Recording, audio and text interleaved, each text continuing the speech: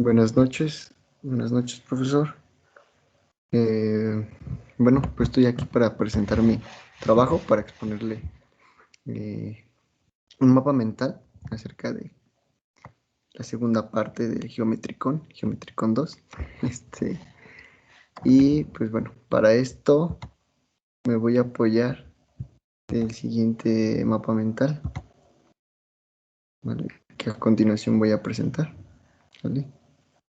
Espero ya se esté compartiendo mi pantalla. No puedo ver si ya se comparte. Creo que sí. Creo que sí, ya me apareció. Bueno, bueno, entonces, como les decía, ¿no? Voy a presentar mi proyecto 4, es materia de geometría diferencial, la parte 2 del geometricón, y, y para esto, pues me voy a ayudar de este mapa mental que hice, ¿sale? Este, pues bueno, vamos allá. Este, Esta historia, el Geometricón 2, nos habla continúa las aventuras del, del grandísimo Anselmo, un chico muy curioso que al inicio yo creo que estaba como todos nosotros, ¿no? Cuando entramos a la carrera de matemáticas, un poco perdidos, ¿no? No sabíamos como qué hacíamos y de repente aparecen personajes en nuestra vida, saben más que nosotros y nos empiezan a meter a un mundo maravilloso, ¿no? Que es el mundo de las matemáticas. Muy en particular, pues Anselmo en el Geometricón 1, pues lo introdujeron al mundo de la geometría, ¿no? Un mundo muy, muy interesante. Este, y bueno, pues entonces en esta historia continúa sus aventuras. La historia anterior terminó con Anselmo preguntándose si acaso todo lo que había aprendido acerca de la geometría no euclidiana es, pues tenía alguna aplicación en el mundo real, ¿no? Porque uno en primera instancia no podría pensar que nuestro mundo es euclidiano y que para qué queremos estudiar geometría que no, vaya, que no sea plana, ¿no? Eso no existe, uno podría pensar, ¿no? Y entonces el final de la historia del geométrico no es interesante porque te sorprende con el cameo de Albert Einstein diciéndote, ¿sabes qué? Detrás de todo esto está la física moderna, ¿no? En particular, mi teoría de la relatividad. Entonces, pues, esto va a tratar esta segunda parte, va a dar continuidad y bueno, espero que disfrute mi exposición, tanto como yo disfruté de esta segunda parte. Bueno, la historieta comienza poniéndonos a soñar junto con Albert Einstein un poquito, este, soñando con la geometría, ¿no? Comienza con Anselmo muy entusiasta, muy entusiasmado por seguir aprendiendo más acerca de este maravilloso mundo de la geometría. Y eh, Anselmo argumenta que, bueno, vaya, tiene ganas de seguir aprendiendo y dentro de esas cosas se siente muy hábil y dice, bueno, voy a trazar en mi mundo, en el que yo estoy viviendo, voy a trazar algunas geodésicas, ¿no?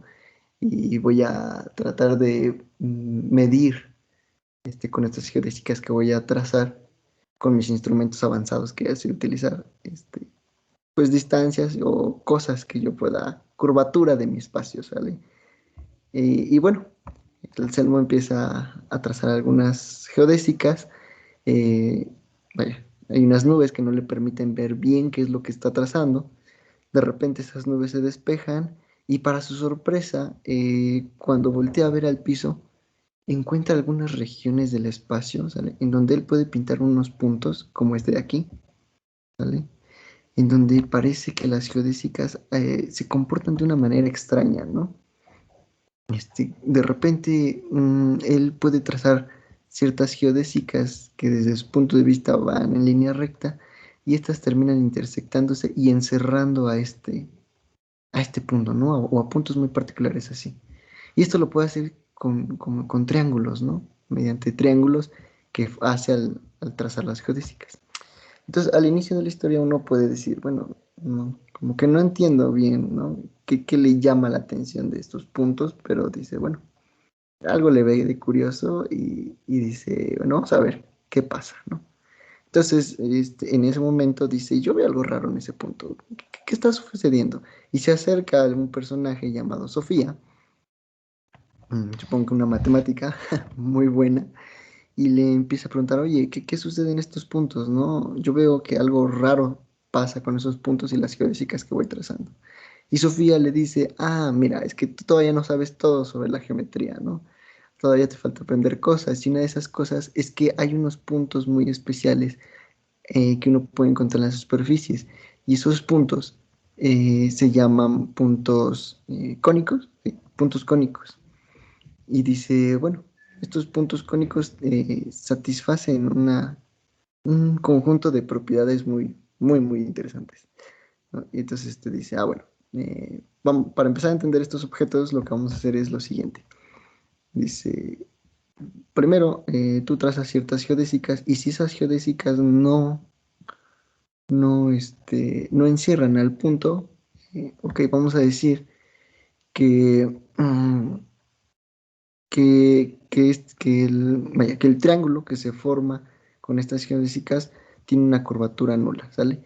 Pero si el punto P cae dentro del triángulo, entonces vamos a decir que hay una cierta curvatura, ¿sale? Anselmo salta y dice, bueno, como que no entiendo, ¿no? No entiendo, ¿de qué me estás hablando, no? Y le dice, ah, bueno, es muy fácil, ¿no? Te voy a mostrar algo, ¿no? Que se puede hacer. Y dice, imagínate que tienes un plano. Y dices, ah, bueno, ok, tengo el plano. Algo que puedo hacer con el plano es tomarme un punto de referencia en él, ¿vale? Y después de él, trazar dos rectas de tal manera que con ellas yo forme un cierto ángulo teta, ¿vale? Entonces, yo puedo proceder a cortar con unas tijeras ese cachito de plano y a retirarlo. Una vez que yo retiro ese cacho de plano, yo puedo después proceder a unir bueno, estos nuevos lados, por decirlo así, que me quedan del plano, ¿sale? Unas aristas. Puedo proceder y las puedo coser o las puedo pegar, ¿sale? Como quiera, ¿no? De tal manera que el espacio que me queda, ¿sale? Es una cosa medio rara, ¿sale? Que, que se parte de un plano para construirlo, pero a la hora de hacer este proceso de cortar y pegar, ¿sale? Te queda algo parecido a un cono, ¿no? Que de hecho, el libro, bueno, la historieta le llama un posicono, ¿sale? Eh, y entonces dice, ah, bueno, los puntos que tú tienes, ¿sale? Serían el vértice de este cono, ¿sale? O de este triángulo, ¿sale?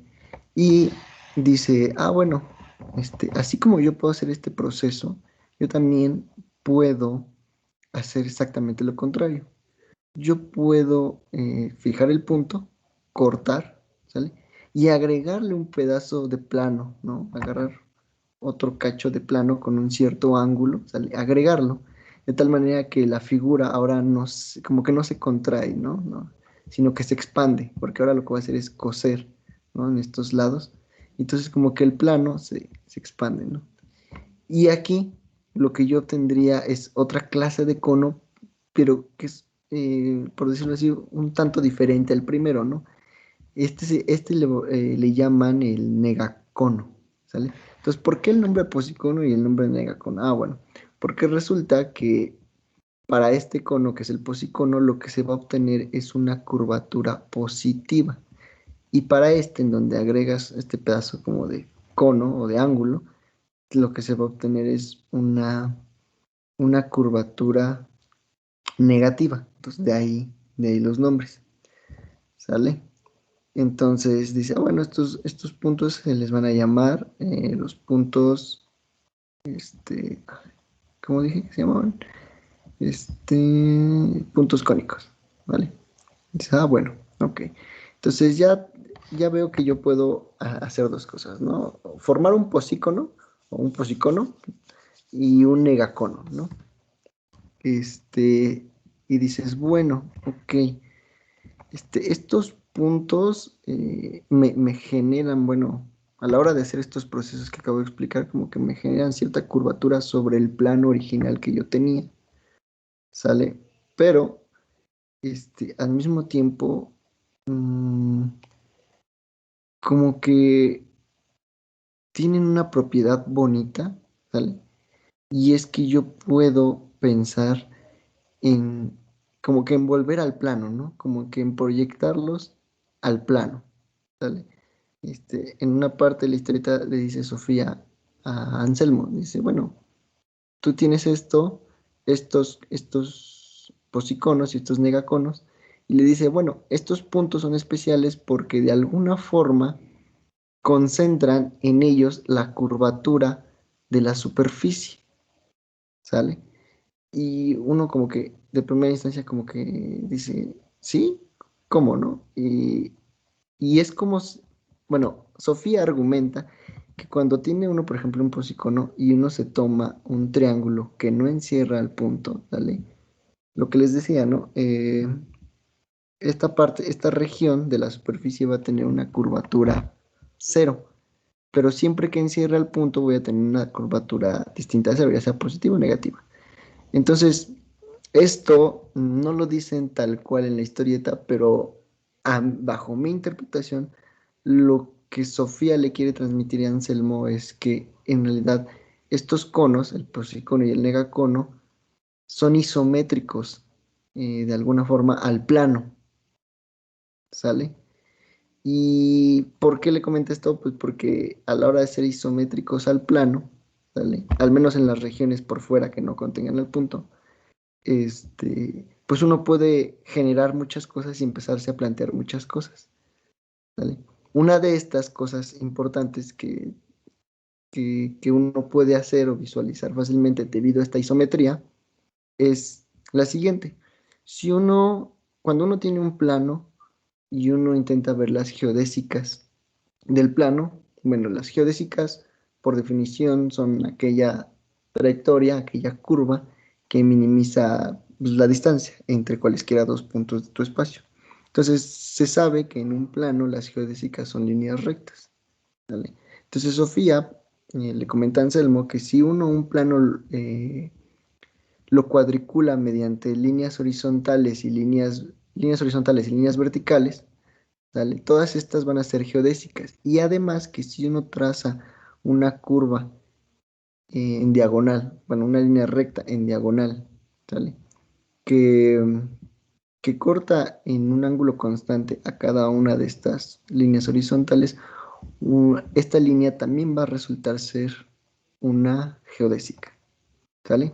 Entonces, ¿por qué es interesante esto? Ah, pues porque como el posicono y el negacono se construyen a partir de quitar ángulos y poner ángulos, entonces uno puede hacer ese proceso de quitar ángulo o agregar ángulo a este plano, ¿sale? Y conservar estas geodésicas que ya habíamos trazado, ¿no? Antes en el plano, y de esta forma obtener, ¿sale? Las nuevas geodésicas. ¿Cómo se verían estas nuevas geodésicas? ¿Sale? En el posicono y el negacono. Esto es un poco parecido a, bueno, me gusta esta parte porque uno, o yo la entendí un poco más con la parte de isometrías, como le decía. Em, por ejemplo, aquí, al ser isométricos el plano con el cilindro, que es algo que se vio en clase, este, pues uno puede pensar en que de manera intuitiva es fácil ver cómo esta curva, ¿sale? Esta línea recta, a la hora de transformar el plano en un cilindro, ¿vale? Lo que te genera, la geodésica que te genera sobre el cilindro, sería una hélice, ¿no? Entonces, entendiendo como esta analogía, como que a mí eso me permitió un poquito más entender que se puede hacer lo mismo o que Sofía estaba hablando de algo muy similar con el posicono y el negacono, ¿sale? Bueno. Mm, bueno, entonces una vez que Anselmo comprende esta parte, Anselmo se emociona y dice, bueno, entonces voy a empezar a construir posiconos y negaconos, ¿no? Y dice, bueno, entonces yo puedo empezar cortando este, un cierto ángulo, teta, ¿vale? Que no sea muy grande, ¿no? Como este. Y luego los pego. Ok, me queda esta figura. Y le dice, ah, bueno, está bien. Pero ¿qué pasa si corto un ángulo más grande?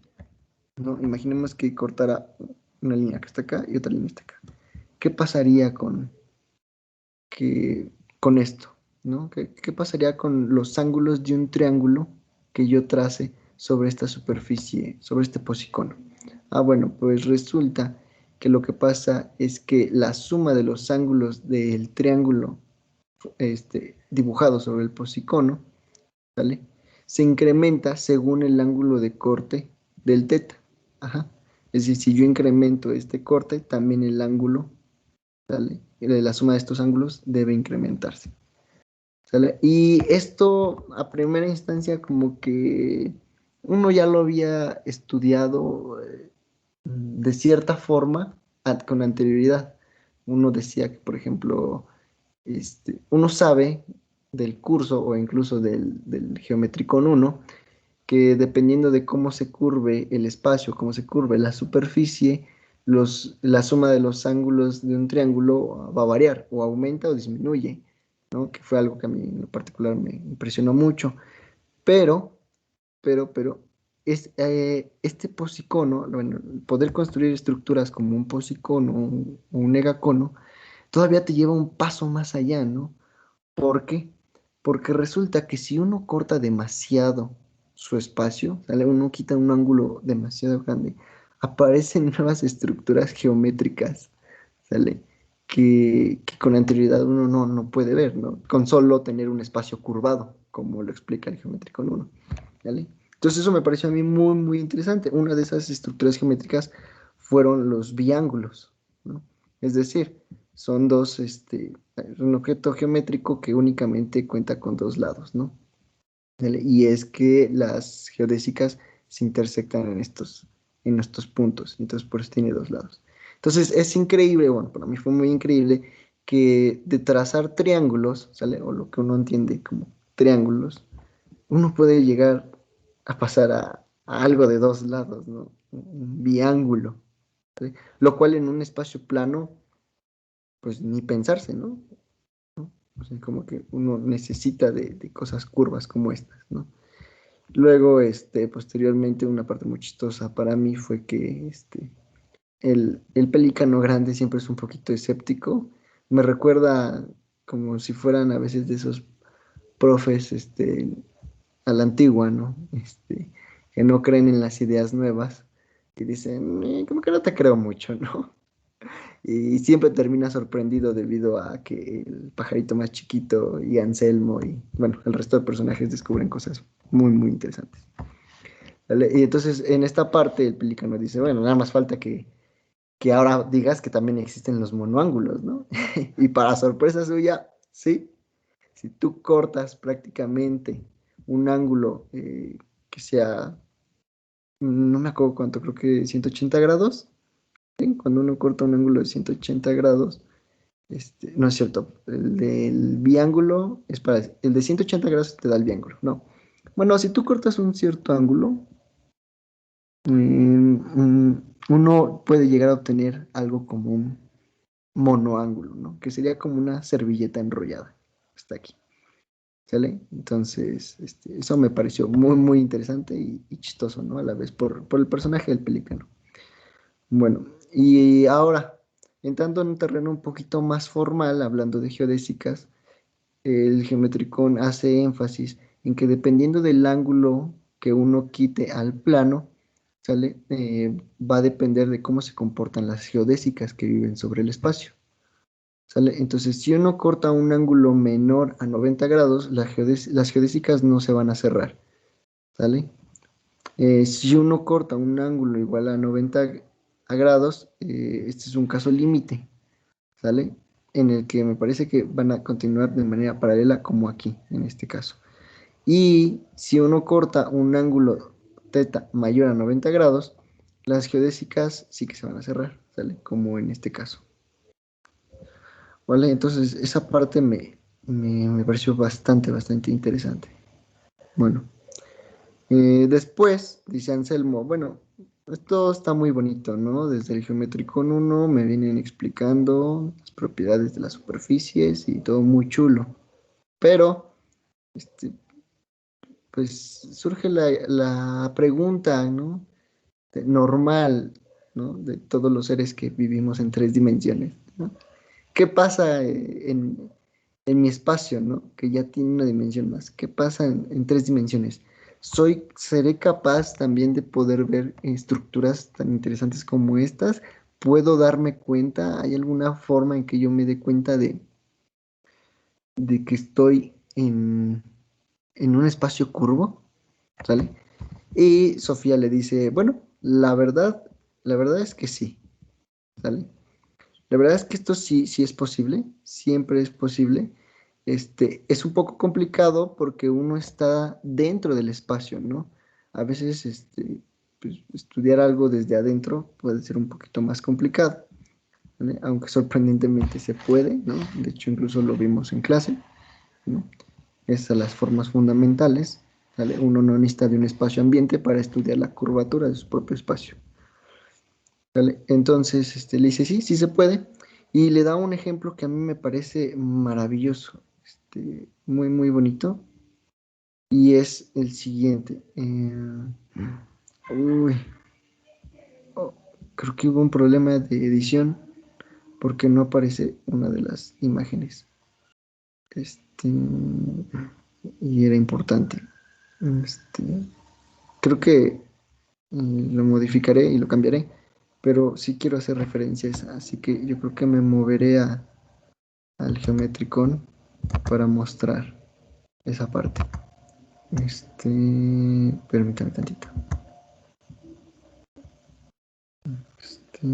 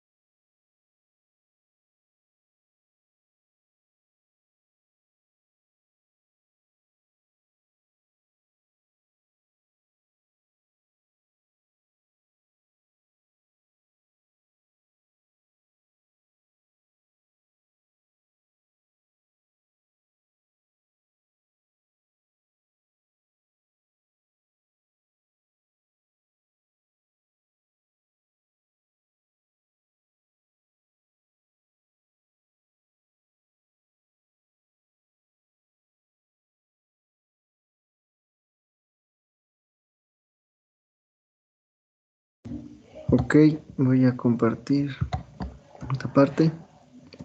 Ok, bueno, hubo un problema de edición, se borró una de la página de mi presentación. Una disculpa por eso. Bueno, yo había colocado esta imagen, ¿vale? Que me encantó, de hecho fue clave para que yo entendiera mucho de lo que dice aquí y bueno, me gustaría compartir lo que entendí, ¿sale? Entonces, Sofía le comenta a Anselmo que es un poco complicado, ¿sale? Pero que no es imposible. Entonces, lo que hace es lo clásico, ¿no? Nos vamos a algo de dimensión más baja, ¿no? Es donde nos podemos salir, ¿no? O sea, para a veces entender, cuando estamos dentro del espacio, a veces hay que entender algo en donde sí nos podamos salir. Solo como una analogía visual, ¿no? Vale, formalmente, como había dicho, pues sí es posible mediante las matemáticas, pero de manera visual es muy útil hacer esto. Entonces lo que hace Sofía es decirle, bueno, imagínate una superficie, ¿sale? Que está curvada, ¿no? Que tiene una cierta depresión aquí adentro y dice, bueno, nosotros, pues desde afuera podemos saber que esta cosa está curvada debido a que contamos con una dimensión extra y podemos ver cómo esta, vaya, se hunde, ¿no? De manera coloquial uno puede decir eso. Y dice, bueno, pero este hundimiento, bueno, esta superficie, si le trazáramos las geodésicas o si continuáramos con las geodésicas que tenía esta superficie cuando era un plano, ¿sale? Entonces, estas, ¿cómo se deformarían a la hora de tener esta depresión? Bueno, no se verían como curvas de esta manera, ¿no? De esta forma, ¿sale? Pero Sofía se pregunta, bueno, si yo quisiera ver estas, ¿vale?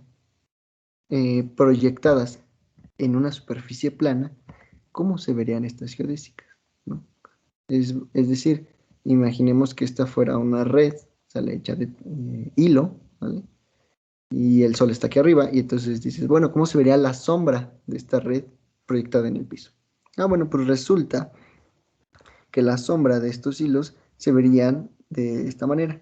En la parte donde está la mayor depresión, ¿sale? Se vería una línea recta, pero alrededor de esa zona, las líneas, ¿vale? Las geodésicas, se verían como que se van abriendo, ¿no? Como que hacen un espacio, como que algo les estorba ahí, y se vuelven a cerrar y continúan recto, ¿no?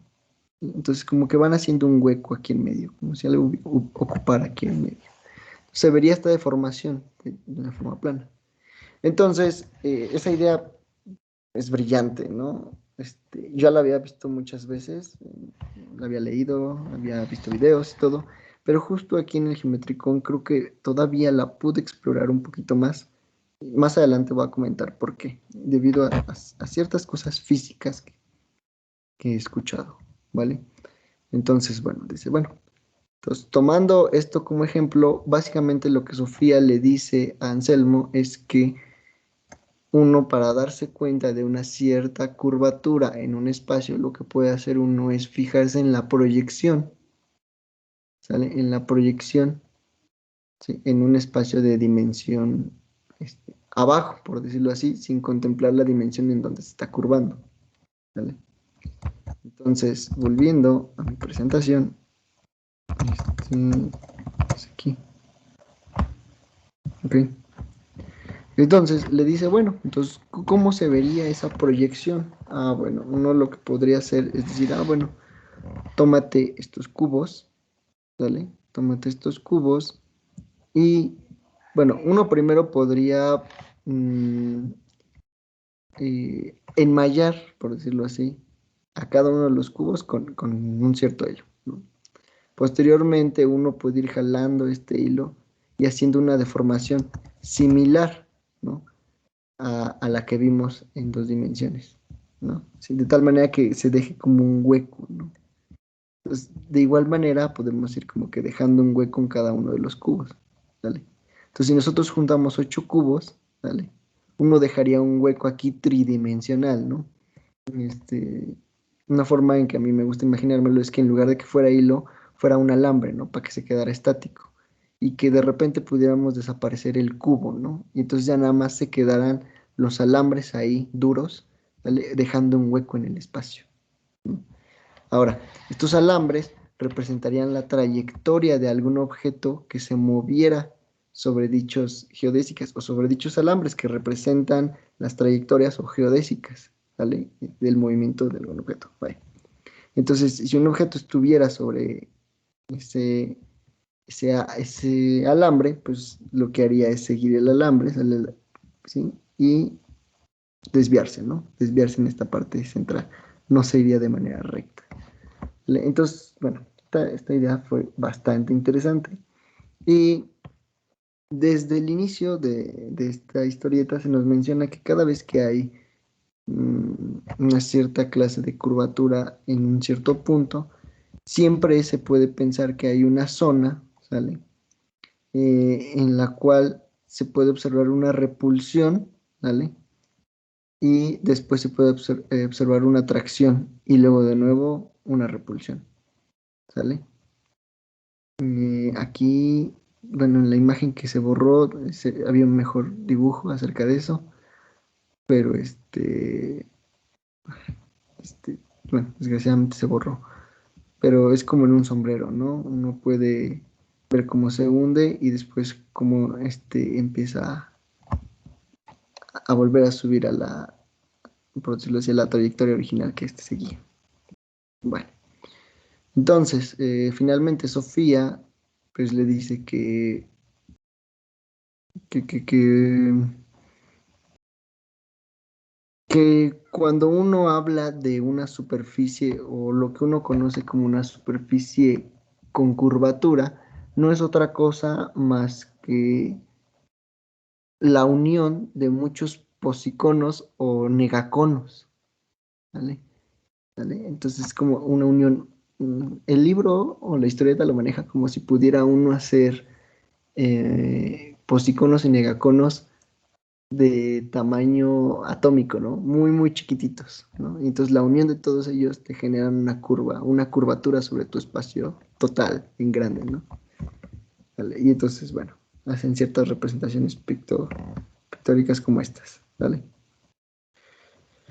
Y bueno, después de esta parte, eh, bueno, viene una parte que me parece muy, muy interesante a mí como físico, eh, ¿vale? Que yo decidí titular como ¿percibimos la realidad o solo su proyección? ¿Sale? Y bueno, continúan las ideas anteriores que les dije, ¿no? De cómo percibir una curvatura en nuestro espacio. ¿Sale? Entonces, Anselmo dice, bueno, si yo tengo un posicono, uno podría proyectar o fijarse en su sombra, ¿sale? Y entonces ver y decir, ah, bueno, si algo se moviera en este espacio, ¿sale? Pero si algo de alguna forma no pudiera percibir el espacio completo, sino solo percibiera la proyección, ¿vale? Entonces ese objeto pensaría, ¿vale? Que se está moviendo de manera curva, ¿sale? Cuando en realidad, a ver, bueno, no, a ver, quiero regresar a este punto, permita. Mm, ya lo tengo. A ver. Eh, bueno, aquí hay varias cosas. La primera es que mm, uno, cuando estudia física, ¿vale? Lo primero que uno ve en física es la mecánica clásica, ¿vale? Entonces, en mecánica clásica, una de las primeras cosas que te enseñan son las leyes de Newton, ¿sale? Y desde el punto de las leyes de Newton, hay una ley que te dice que todo objeto, ¿sale? Visto desde un cierto marco de referencia, siempre seguirá ya sea un movimiento en línea recta y a rapidez constante o se podrá ver en reposo, al menos, ¿vale? Que alguna fuerza externa a este cuerpo modifique su estado de movimiento, ¿vale? Es decir, lo haga acelerar para llegar a una nueva velocidad o llegar al reposo, ¿vale? Entonces, bajo este postulado, pues siempre que uno vea un objeto acelerar, ¿sale? Visto desde un cierto marco especial llamado marco inercial, uno puede decir que uno puede postular la existencia de alguna fuerza, ¿no? Entonces, durante muchos años así se manejó a la gravedad, ¿sale? Uno decía, ah, bueno, yo veo que los objetos caen y aceleran, ¿no? O sea, no mantienen su estado de movimiento a velocidad constante. Aceleran, ah, bueno, entonces debe de haber una fuerza, ¿no? La fuerza que lo hace caer y esa es la gravedad. Vale, hasta ahí todo bien. No es hasta que se encuentran ciertas inconsistencias que delatan que que la gravedad no parece ser una fuerza, no se parece mucho al resto de fuerzas que ya se conocían, ¿vale? No es hasta ese momento que entonces empieza uno a preguntar y decir, bueno, ¿realmente esto es una fuerza o qué onda, ¿no? ¿Qué está pasando aquí? ¿Vale? Y bueno, entonces resulta que pues, llega el señor Einstein y dice, ¿sabes qué? Lo que pasa es que tú ves, ¿vale? Que se deforma, ¿no?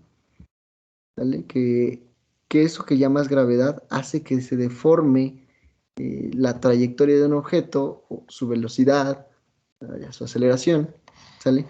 Pero, ¿qué pasaría si en realidad, en lugar de que fuera debido a una fuerza, fuera debido a que el mismísimo espacio lo obliga a cambiar de estado de movimiento? ¿Sale? ¿Sí? Entonces es aquí donde surge la pregunta interesante, ¿no?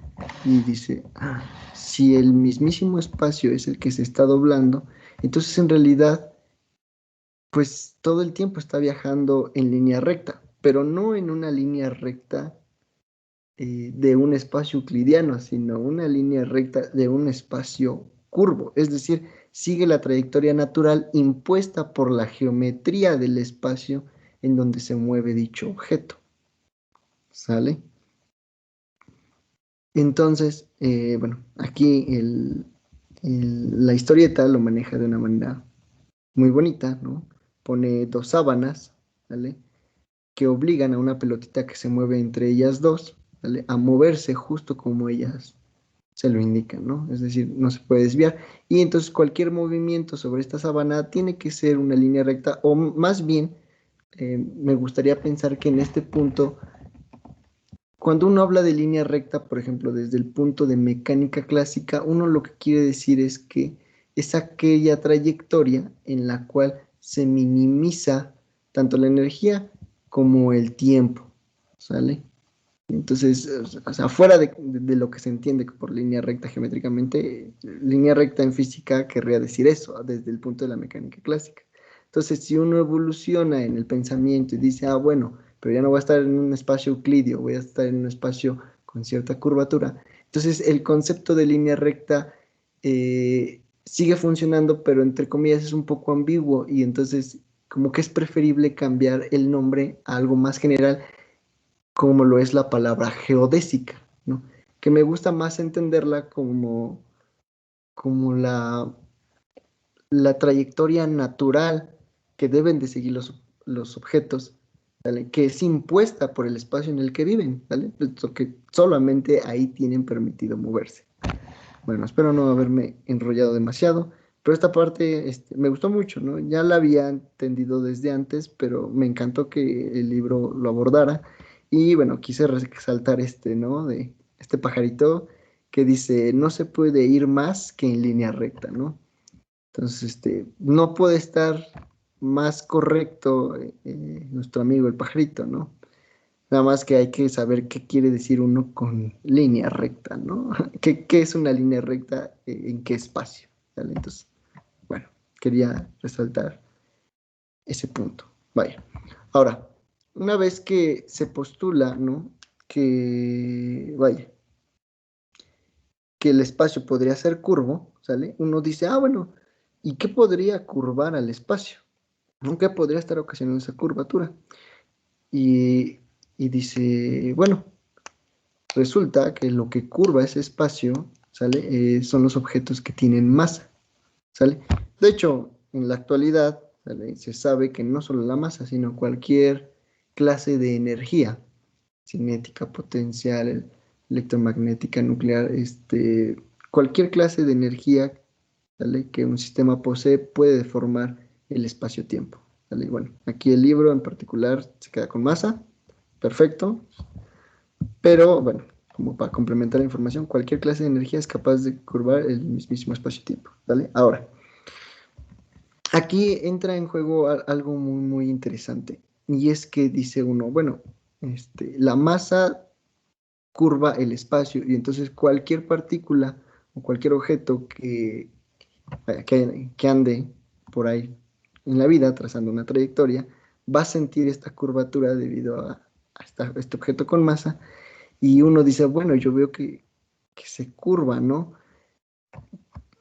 Y como que uno diría, pero yo sigo sintiendo que estoy en espacio euclidio, ¿no? Entonces, aquí es donde viene una de mis grandes dudas como físico, ¿no?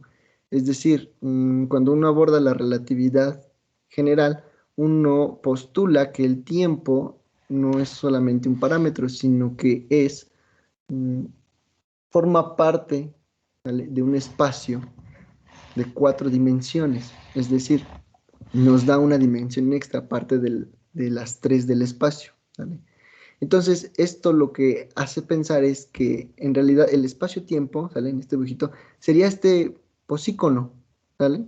Este sería el espacio-tiempo, ¿vale? Las 3 dimensiones del espacio y la dimensión del tiempo, ¿vale? Pero nosotros, en realidad, a pesar de que vivimos en esta superficie, ¿vale?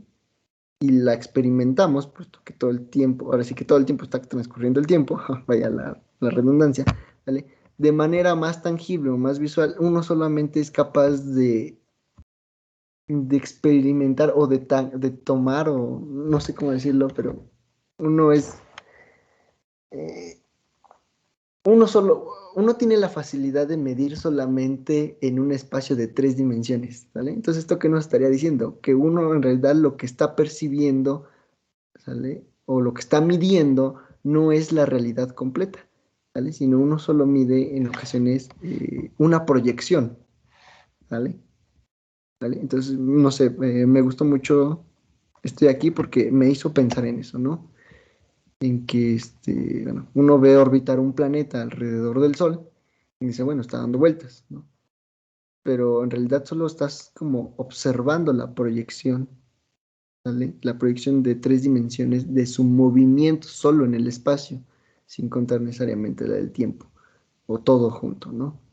Digo, es como una reflexión que hace que uno se pueda preguntar varias cosas, ¿vale? Entonces, bueno, por eso el título anterior. Ahora, después de esto, bueno, pongo el siguiente título que es, ¿en realidad existen los puntos cónicos en nuestro universo?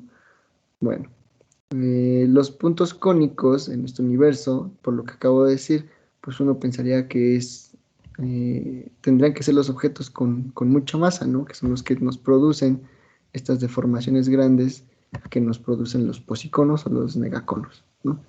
Entonces, tal cual como los puntos cónicos, el libro yo creo que es bastante acertado y dice que no, puesto que los objetos con mucha masa, como lo es el Sol, no son un punto, ¿vale? No son un punto en la palabra estricta, ¿no? Si tienen cierto volumen. Y entonces, en realidad, una mejor aproximación no sería tal cual como un posicono, sino sería un posicono con la punta o con el vértice limado, ¿no? Porque en realidad lo que está trayendo la curvatura, por decirlo así, no es un punto, sino es una cierta región, ¿vale? del espacio. Entonces, bueno, este punto me pareció muy, muy asertivo. Y bueno, gracias a estos puntos o casi puntos cónicos que sí existen en nuestro universo, el libro menciona que hay efectos muy interesantes, ¿no? Como por ejemplo los ya muy conocidos lentes gravitacionales, ¿no? Que nos dice que si nosotros tenemos un objeto masivo, ¿sale? Y detrás de este objeto masivo una estrella porque las estrellas emiten luz, ¿sale? Y nosotros estamos del lado opuesto de esto, uno pensaría, ¿sale? Que si uno, por ejemplo, si los objetos masivos no deformaran el espacio-tiempo, es decir, viviéramos en una cosa totalmente plana, pues posiblemente los rayos de luz uno los puede trazar así y no nos llegarían, ¿no? Si el objeto masivo es grande, nos haría sombra y no nos llegarían. No nos llegaría nada de... No podríamos saber que hay una estrella atrás de este objeto masivo, ¿vale? Pero gracias a que los objetos con masa actúan como puntos cónicos, ¿vale? Entonces deforman, ¿vale? El espacio y vaya, esto permite que los rayos que originalmente tenían que ir en línea recta, ¿vale? Se curven, ¿sale? Bueno, como les decía, sí van en línea recta, pero van en línea recta sobre un espacio curvado, ¿vale? Entonces, de esta manera es posible que nos lleguen señales de que hay alguien ahí atrás, ¿no? Atrás de este objeto masivo. Y bueno, a mí eso, así que me gusta muchísimo, ¿no? Bueno, y luego aborda, dice, bueno, ya me hablaste mucho de posíconos y puntos cónicos en la realidad, pero ¿acaso se podrán los megáconos? Y bueno, pues realmente lo que implicaría un megácono, ¿sabe? Bueno, como ya dije, es un punto que hace que haya curvatura negativa, entonces eso querría decir que tendría que haber una cierta clase de materia que te induciera esa curvatura negativa, entonces, por decirlo así, una masa negativa. Sale uno, para eso es muy raro, ¿no? Porque realmente no se ha detectado nunca una materia que haga estos efectos, ¿no? Que se le pueda llamar de esa manera masa negativa, ¿sale? No se ha detectado en un laboratorio, pero como aporte físico, bueno, por si no lo sabían, es que cuando uno hace mediciones, ¿sí?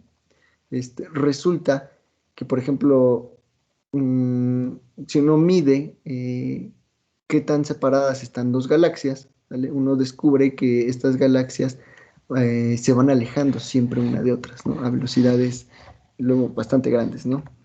Incluso a veces mayores a la velocidad de la luz.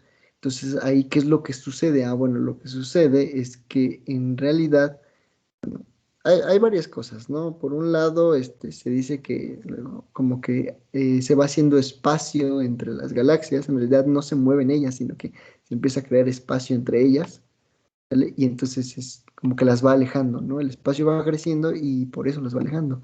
Pero otra es que en realidad sí hay materia oscura y energía oscura, que sí generan efectos, ¿vale? Muy similares, ¿vale? A los negáconos, ¿no? Y bueno, es un campo de estudio grande, ¿no?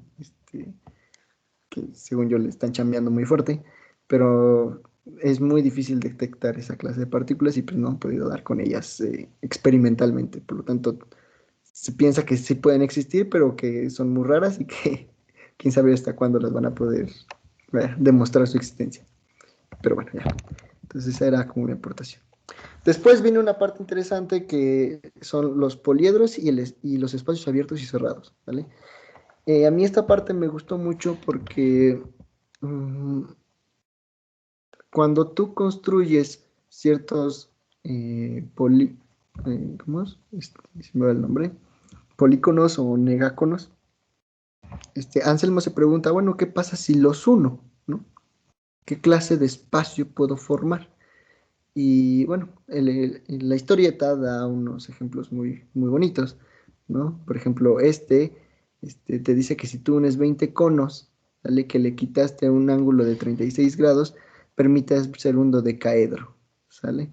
Si tú juntas 8 conos, ¿vale? En el cual le quitaste un ángulo de 90 grados, puedes hacer un cubo, ¿vale? Y si tú juntas 4 conos, ¿sale? En donde quitaste un ángulo de 180 grados, uno puede hacer un tetraedro, ¿sale? Bueno, y aparte, bueno, esto es como que cosas interesantes que se pueden hacer a la hora de unir varios negaconos o policonos, ¿vale?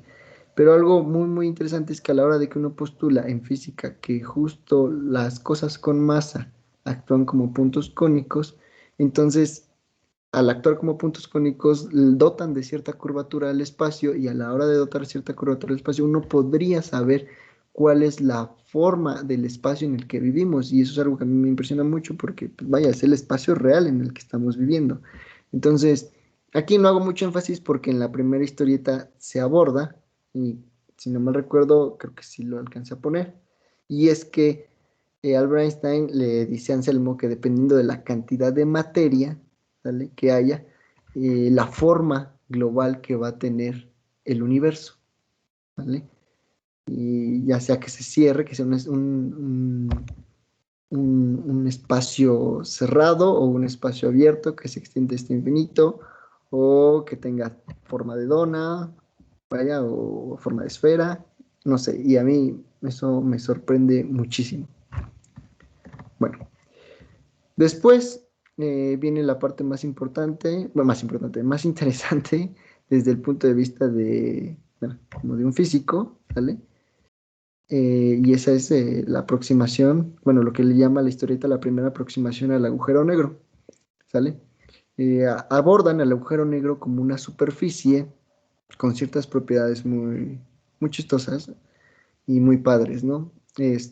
Bueno, en la historieta le explican a Anselmo casi las cosas que, bueno, que en divulgación suelen explicarse, ¿vale? Como que es una superficie en la cual uno puede trazar las geodésicas, bueno, ciertas geodésicas sobre él, y si tú te acercas demasiado a la depresión, uno podría entrar en el agujero negro, quizás dar una vuelta, girar y volver a salir, ¿vale? Pero va a existir un punto, ¿sale? Que le llaman el punto de no retorno o un horizonte de sucesos, ¿sale? En el cual si la geodésica sobrepasa ese horizonte de sucesos, en lugar de salir, dar una vuelta, por ejemplo, y salir, rebotar, vaya, va a terminar entrando de manera helicoidal, ¿sale? Eh, Formando hélices, y ya no va a tener manera de que la geodésica bueno, salga, ¿no? Dividen este agujero negro en tres secciones, ¿no? Como una sección plana, una sección con curvatura negativa y un cilindro, ¿vale? Ahora, no, de hecho creo que curvatura positiva ahí. Bueno, y bueno, mira, hasta aquí como que lo de siempre, ¿no? Lo que siempre explican en divulgación, pero me gusta aquí una observación que como físico en lo personal a mí me ayudó mucho y que no había entendido incluso en mis clases de relatividad. Y vaya, con esto creo que entendí bastante ciertas ideas que quedaban ahí en el aire. Y esto es que hablan mucho de la geometría, de las posiciones y, bueno, las posiciones me refiero a las geodésicas y todo esto, pero dicen, bueno, ¿y qué onda con la velocidad de los objetos, no? Y dice, bueno, como se explican, ¿no? Habéis reemplazado las masas por curvaturas y las trayectorias por geodésicas, pero ¿qué habéis hecho con la velocidad inicial, no? Y uno podría decir, bueno, ¿realmente es tan importante la velocidad inicial? Y bueno, esta parte me sorprendió porque sí, ¿no? Es muy, muy importante. Eh, Parte de esto ya lo había escuchado antes, pero yo creo que esta es la mejor explicación que he visto, ¿no? Hasta el momento. Y es que dicen, bueno, vamos a imaginar que el universo, ¿sale? Bueno, que nuestro espacio, eh, no sé cómo decirlo. Bueno, vamos a hacerlo como lo hace Sofía, ¿no? Entonces dice, imaginemos un mundo construido como una cebolla, ¿no? Es decir, con capas concéntricas, ¿sale? Las cuales van a tener la cualidad que la capa más, bueno, la capa exterior, la que está más hacia afuera, por decirlo así, intuitivamente, va a ser una capa en la cual los objetos van a tener velocidad cero, ¿vale? Y conforme yo me voy metiendo, estas capas van teniendo velocidades mayores, hasta un cierto límite, que es la capa de en medio, sale la esfera central, sale que va a ser una esfera en la cual ahí los objetos que orbiten en su superficie van a orbitar a la velocidad de la luz, ¿sale? Entonces, aquí me gusta esto porque hace una simplificación del espacio viéndolo simplemente como una esfera, ¿no? Les decía, ¿no? Arriba Einstein decía, dependiendo de la cantidad de materia, yo te diré si el espacio es abierto, cerrado, se extiende a infinito o qué onda con él, ¿no? Pero me gusta que en esta parte dice, bueno, vamos a imaginar que es una esfera, ¿no? ¿Vale? Y entonces se lo toma como una esfera y dice, bueno, y las velocidades las vamos a representar como esferas anidadas, ¿vale? Entonces dice, bueno, como es una esfera, pues yo puedo trazar ciertas geodésicas en él, ¿vale? Pero vamos a ver qué pasa con esas geodésicas, ¿vale? Cuando cuando yo hago que el espacio se curve, ¿no? Ya sea por una masa o por alguna clase de energía, ¿no? El libro le llama el martillazo de Einstein, ¿no? Pero realmente en el fondo es como si pusiéramos un punto con mucha masa, entonces deforma, ¿no? Nuestro espacio, que es una esferita. Bueno, ¿qué pasa a la hora qué pasa con estas geodésicas a la hora de que se deforma el espacio? Bueno, pues lo que pasa es que originalmente la geodésica viene viajando por acá afuera, ¿vale? La deformación se puede hacer como en un punto, ¿no? O sea, se va haciendo gradual, ¿no? Como en el agujero negro, ¿no? Tienes una zona plana y luego se va sumiendo. Entonces puede que no se suma tanto como en el agujero negro, pero va siendo gradual. Entonces, ¿qué pasaría con la geodésica? Bueno, la geodésica viene viajando o se viene trazando por una parte plana, ¿vale? Y luego, de repente, cuando va entrando en la depresión, ¿sale? O en la curvatura del espacio debido al martillazo de Einstein, o una masa, oye, esta se va deformando, ¿no? Se hunde, por decirlo así, y sale, ¿vale? Pero nosotros habíamos dicho que íbamos a representar por capas anidadas las velocidades. Conforme más estemos acercándonos al centro, ¿vale? De la esfera, o bueno, o a esta esfera que es la más chiquita, más va aumentando la velocidad. Entonces, a la hora de que la curvatura atraviesa la geodésica, perdón, la geodésica atraviesa la curvatura, lo dije al revés, este, en esta parte va adquiriendo velocidad, como el espacio se dobló, entonces va intersectándose con las capas que te van marcando las velocidades. Y entonces va tomando todas estas posibles velocidades, ¿sale? Hasta que llega a esta velocidad máxima. Una vez pasa por ahí, vuelve a disminuir su velocidad, ¿sale? Hasta que llega a la capa con la velocidad inicial con la que comenzó, no necesariamente el reposo, ¿sale? Pero bueno, puede ser el reposo también. Entonces, bueno, se ve así, ¿no? Como va bajando. Además, otra cosa que dice es que cuando uno deforma con una cierta masa, ¿sale? Nuestro espacio, eh, eh, mientras más adentro estemos en las capas, es decir, mientras mayor velocidad tenga el objeto que describe la geodésica, ¿sale? Menor va a sentir esta perturbación, ¿vale? Como lo muestra este dibujo. Es decir, aquí en la capa, que por ejemplo, supongamos que esta es la última, que es la de reposo, los objetos que están en reposo van a sentir de inmediato, bueno, la perturbación, ¿vale? Pero si uno viaja a una velocidad muy alta, sí van a sentir la perturbación, pero no tanto, ¿vale? Un ejemplo de esto es, por ejemplo, no sé, imaginemos que nos tomamos un lápiz, ¿vale? Y lo tomamos con la mano y está en reposo, ¿no? Entonces, a la hora que yo suelto, ¿vale? El lápiz, este va a caer, ¿no? Entonces, estaba en reposo y de manera instantánea este lápiz, ¿vale? Siente el efecto de la curvatura del espacio, ¿vale? Y comienza a caer. Lo siente de inmediato, es decir, estaría como sintiendo demasiado, como en esta zona. Pero ¿qué pasa si yo agarro un láser y, bueno, lo enciendo, lo disparo? Ah, bueno, va tan rápido que sí cae, ¿no? Sí va a presentar sí va a sentir la curvatura del espacio, pero va tan rápido que casi no lo va a sentir, ¿no? Entonces, bueno, me encantó esta profundidad que le da a las velocidades, anidándolo en capas, ¿no? Me parece muy, muy asertiva desde el punto de vista físico, ¿no? Ahora, los objetos, vaya, que menos sienten esta deformación, pues vaya, son la luz, los fotones, ¿vale? Y porque van a la velocidad de la luz, entonces prácticamente no la sienten. Sí la sienten debido a que si no la sintieran, no podría haber efectos como el que les dije, como el que le dije anteriormente, que es el lente gravitacional, ¿sale? Pero, bueno, ahí, por ejemplo, hay que tomar en cuenta que la masa o la deformación que provoca esa masa o la curvatura que da esa masa es muy grande, ¿no? Entonces, por eso que la sienten.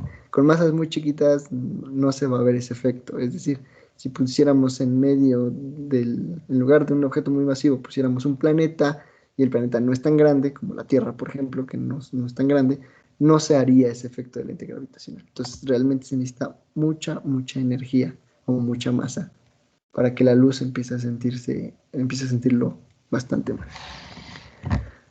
Sale. Bueno, ahora, esto podría parecer como una parte un poco, pues no tan interesante, ¿no? Una curiosidad, ¿no? Con las velocidades, ¿no?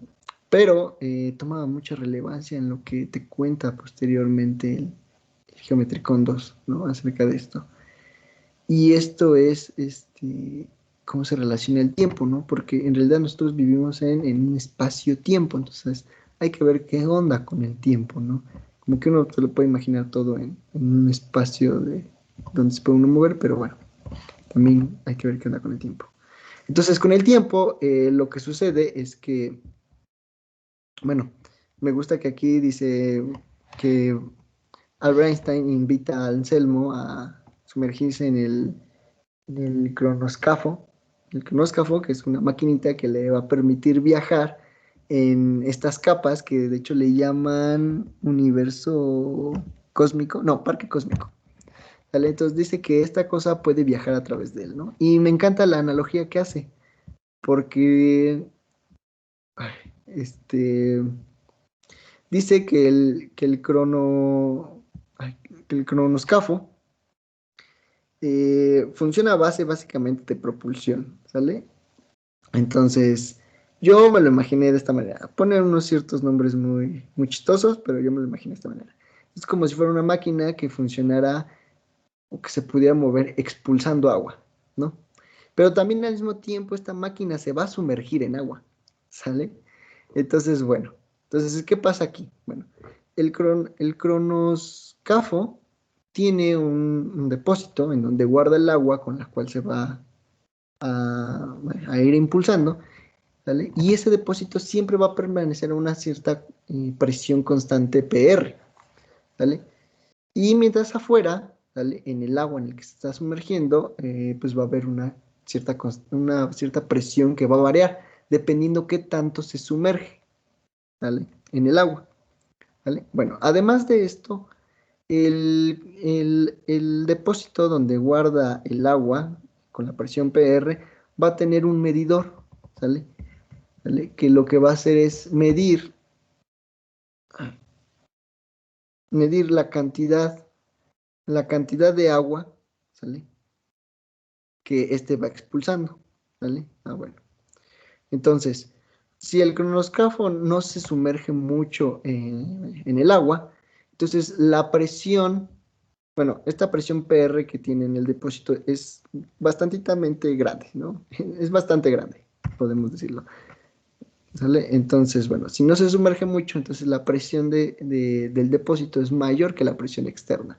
Por lo tanto, la presión externa le va a permitir impulsarse, puesto que esta presión va a empujar con más fuerza el agua y va a poder avanzar, ¿no?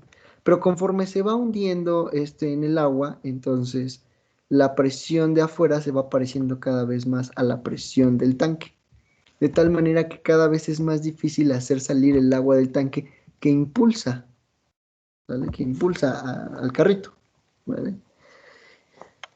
Vaya, entonces va a llegar un punto en el que la presión del tanque va a ser igual a la presión externa, lo cual, bueno, nos va a decir que el carrito va a empujar con su presión del tanque hacia afuera, tanto como el agua empuja hacia adentro, ¿no? En el escape del carrito. Por lo tanto, ya no va a haber salida de agua. Y entonces nuestro marcador que mide cuánta agua ha salido va a marcar exactamente cero. Bueno, si se entendió esta idea, lo único que hace el geométrico dice, ah, bueno, ese marcador que mide cuánta agua va expulsando el tanque, ¿vale? En lugar de medir cuánta agua expulsa, va a medir cuánto tiempo ha transcurrido, ¿vale? ¿Sí? Y ahora, en lugar de sumergirse en agua, ¿vale? Se va a sumergir en las capas, ¿vale? Con distintas velocidades en nuestro parque cósmico, ¿vale? Entonces, justo cuando está en la capa en donde va a la velocidad de la luz, ¿sale? Vaya, la presión del tanque va a ser igual a la presión externa. Entonces ya no va a poder sacar. Y eso entonces en nuestro medidor se va a reflejar como que ya no está sacando tiempo, bueno, ya no está midiendo tiempo, no, ya no está transcurriendo el tiempo, ¿vale? Entonces el tiempo se ha detenido totalmente. Entonces lo que te dice esto es que cuando tú aumentas la velocidad, ¿vale? Vaya, el tiempo, vaya, se detiene, ¿no? Este, espero haberlo explicado bien, no haberme enredado un poco. Y bueno, y pues bueno, me encanta esa parte. Me parece muy, muy asertiva porque permite entender eh, por qué, por qué cuando uno orbita alrededor de, de un objeto con mucha masa, el tiempo transcurre más lento. Bueno, de la divulgación todos habremos escuchado que hay dos maneras de viajar en el tiempo, ¿no? La primera es ir a una velocidad muy alta y la segunda es orbitar un objeto con mucha masa, ¿vale? En la carrera de física se nos enseña con ecuaciones y con ciertas analogías parecidas a esta, por qué ir a velocidades altas hace que uno pueda viajar en el tiempo, ¿no? Es decir, que tu tiempo transcurra más lentamente. Y eso que queda bastante claro. Sin en cambio, la segunda, de que por qué al orbitar un objeto con mucha masa, también viajas en el tiempo o haces que tu tiempo se vuelva más lento, no queda del todo claro. Pero con esta idea queda bastante claro. ¿Por qué? Porque en realidad lo que estás haciendo es echarle la culpa a la curvatura, ¿vale? Dices, ah, bueno, cuando esta cosa se curva, ¿vale? Cuando yo estoy cerca de un objeto que curva mi espacio, ¿vale? Entonces, ¿qué está sucediendo? Ah, bueno, en realidad estoy acelerando, bueno, aumenta mi velocidad, que es lo que hace esta maquinita. Se va sumergiendo en nuestro parque cósmico. Entonces, en el fondo, bueno, te vas acercando a una velocidad muy cercana de la luz. Y si ya entendiste por qué puedes viajar en el tiempo cuando te acercas a la velocidad, sí, a la velocidad de la luz o vas a velocidad muy grande, entonces, pues ya lo tienes, ¿no? O sea, ahí tienes la respuesta de por qué los objetos masivos eh, hacen ese efecto, ¿no? ¿Por qué? Porque generan curvatura y la curvatura genera un aumento en la velocidad, ¿vale? Y bueno, y la velocidad, pues bueno, ya en teoría, pues ya se tuvo que haber explicado por qué genera ese efecto. ¿Sale? ¿Sale? Aquí en el dibujo, bueno, solo omiten esa explicación matemática de por qué la velocidad genera ese efecto y lo reemplazan por una cosa muy pictográfica que es el medidor, ¿no? De cronol, ¿no? O del combustible de esta maquinita, ¿no? Y bueno, con las presiones, ¿no? Cuando las presiones se igualan, entonces este ya no marca, ¿vale? Marca que ya no está saliendo nada de cronol y eso quiere decir que ya se detuvo el tiempo, ¿vale? Entonces, bueno, está muy bien, ¿no? Porque ¿no? Es muy, muy divulgativo y muy intuitivo y me encantó, la verdad, muy padre. Ahora, después viene la segunda aproximación al agujero negro, ¿vale?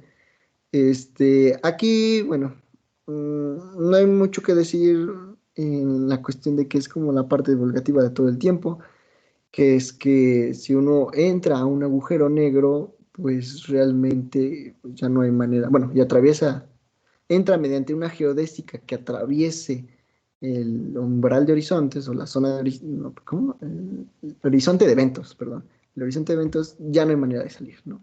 En definitivo ya no se puede salir. Y bueno, te explican una serie de efectos con la luz, el sonido, ¿vale? Pero que desde el punto de vista físico e incluso matemático no me parecieron tan interesantes. Pero bueno, lo explica, ¿no? De su forma.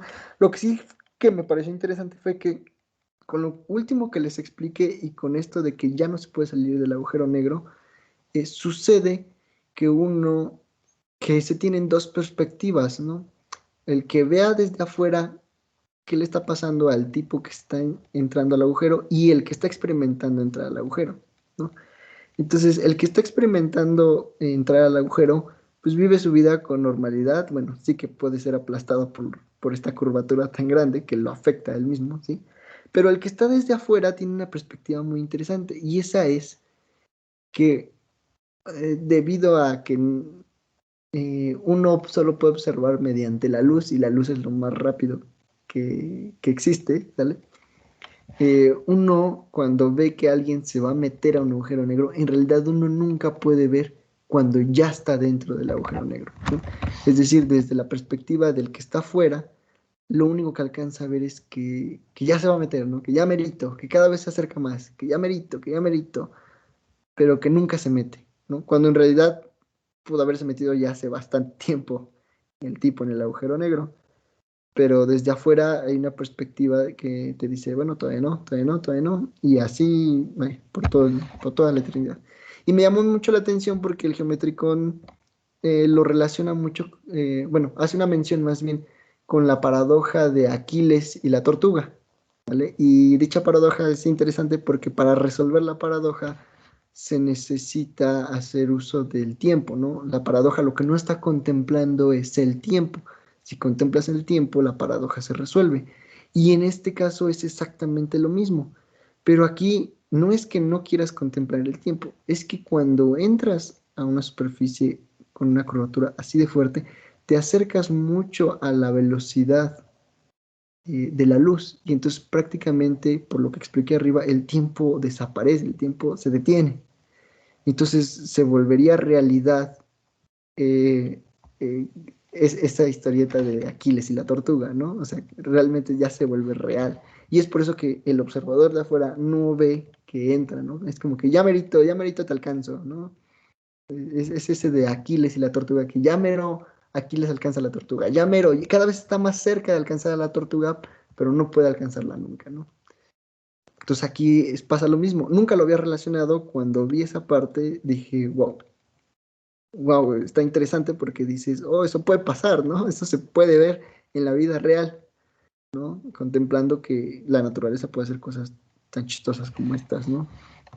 Como hacer que tengas una velocidad muy grande y que prácticamente el tiempo desaparece. Ahora, ya como última nota, el Geometricón termina diciendo, bueno, ¿y a dónde conducen estos agujeros negros, no? Y Sofía, realmente yo esperaba una respuesta así impresionante, ¿no? Porque Sofía es uno de los personajes que, wow, sabe muchísimo, ¿no? Incluso fue mi personaje favorito en toda esta serie, ¿vale? Que he leído. Y yo esperaba con una respuesta un poquito más contundente y no, respondió, bueno, ¿qué podía esperar, no? Respondió lo que todos los científicos. Y es que no se sabe, ¿no? Realmente hay muchas teorías de qué es lo que puede pasar. La teoría admite muchas soluciones matemáticas, ¿sale? Pero si lo vemos de manera física, o sea, experimentalmente, vaya, pues, eh, no se puede comprobar, ¿sale? Por muchas razones. Una de ellas, la que les expliqué, ¿no? De que desde afuera uno no puede observar ni siquiera cuando un objeto entra en un agujero negro. ¿Sale? Y bueno, una de ellas es que a lo mejor un objeto puede entrar en un agujero negro y después salir en su opuesto, que sería un agujero blanco. ¿Sale? Y bueno, ¿qué se puede decir sobre eso, no? Más que qué bueno que no se sabe, porque eso le da de comer a muchas personas, ¿no? En el futuro y podemos seguir investigando acerca de esto. ¿Sale? Y bueno, y ya como último, pues ya me gustaría agregar mi opinión personal. Y esta opinión personal es acerca de una, bueno, me encantó este libro, bueno, ya lo había dicho, pero quisiera hablar un poquito del final del Geometricón porque hace una mofa, ¿no? El autor. Si uno lee hasta el final del libro, dice que para los que lo conocen, les podrá sonar raro que le haya interesado hacer una historieta acerca de agujeros negros, puesto que él no cree en la existencia de dichos objetos, ¿no? Y entonces, desde mi punto de vista, este dibujo es una mofa que él hace hacia la teoría, ¿no? Bueno, sí, bueno, hacia la teoría, ¿no? Quizás no nada mm, tan fuerte, ¿no? Pero sí es como una mofa, como diciendo que posiblemente lo único que tenemos es como mucha ignorancia nada más, ¿no? Porque aquí pues claramente se ve como hay un grifo que dota de agua a un balde, ¿vale? Y el balde nunca se llena. Y además el grifo no está conectado a ningún lado, ¿no? Entonces dices, a ver, ¿de dónde saca el agua para empezar? Y luego, ¿cómo es que la cubeta, si recibe y recibe agua, no se llena? ¿No? Y entonces el autor termina diciendo, jaja, con un Albert Einstein facherito que dice, yo sé qué está pasando, pero no quiero decirles. Y es que en realidad es un motor, ¿no? Que hace subir por un popote al agua y luego por gravedad este vuelve a caer y luego será absorbido por el motor y así. Pero como el flujo es constante, el agua oculta este popote, entonces pues desde afuera uno no se da cuenta, ¿no? De cómo es el truco, es como un truco de magia, ¿no? Y aquí ya revela el truco, ¿no? Entonces yo siento que es como una mofa y dice, ah, bueno, quizás solamente somos muy ignorantes aún en la materia y los agujeros negros quizás no son lo que uno piensa, ¿no? ¿No? Quizás es algo hasta más sencillo, ¿sí? Pero pues simplemente hay ignorancia al respecto todavía en dicho tema. Ahora, mi opinión personal o mi crítica a esta mofa es que, bueno, estas historias ya son un poco viejas, ¿no? Entonces, yo voy a hacer un poco de trampa, ¿no? Tengo información más nueva. Y es que, bueno, se ha descubierto, se pueden hacer los cálculos, de que en realidad los agujeros negros existen, ¿no? Por un lado, pues ya se tiene la primera fotografía de un agujero negro, ¿no? Fue noticia internacional. Y por otro lado, es que también se han medido o se detectaron ondas gravitacionales, ¿no? Y estas ondas gravitacionales, vaya, está curvando el espacio, es una curvatura que se desplaza, ¿no? Por decirlo así. Ya ni siquiera es estática, ¿no? Se va desplazando en el espacio. Y esto solo podría ser ocasionado por un objeto con mucha energía o mucha masa, ¿sale? Y entonces, según los cálculos, ¿sale? Un objeto con esa cantidad de masa tiene que ser geométricamente un agujero negro. Tiene que tener esta forma, ¿vale? No puede ser una estrella, ¿vale? No darían, ¿vale? No darían los cálculos, no alcanzaría la materia. Tiene que ser algo muy compacto, con una densidad muy grande. Y pues bueno, entonces esa es como que mi opinión personal, ¿vale? Y me encantó el libro, gracias. Y pues bueno, ya para finalizar, bueno, pido una disculpa por lo tarde para enviar mi trabajo. Y bueno, además decir que muchas gracias por su curso, gracias por aceptarnos a Adriana y a mí en su curso. La verdad me la pasé muy bien. Este, Pocas veces he disfrutado tanto un curso como este. Debido a algunas cuestiones personales, pues algunas cosas no las pude atender, pero bueno, están los videos, me dejó mucho y espero pues, podamos seguir trabajando en un futuro, profesor. Este, bueno, me encantaría, ¿no? Seguir aprendiendo de usted. Ah, y otra cosa, al final, ¿habrá una continuación de este libro? ¿O otras historietas así como estas? Me gustaron mucho, me gustaría seguirlas leyendo. Y bueno, ya es todo. Sale. Bueno, pues espero le haya gustado y hasta luego.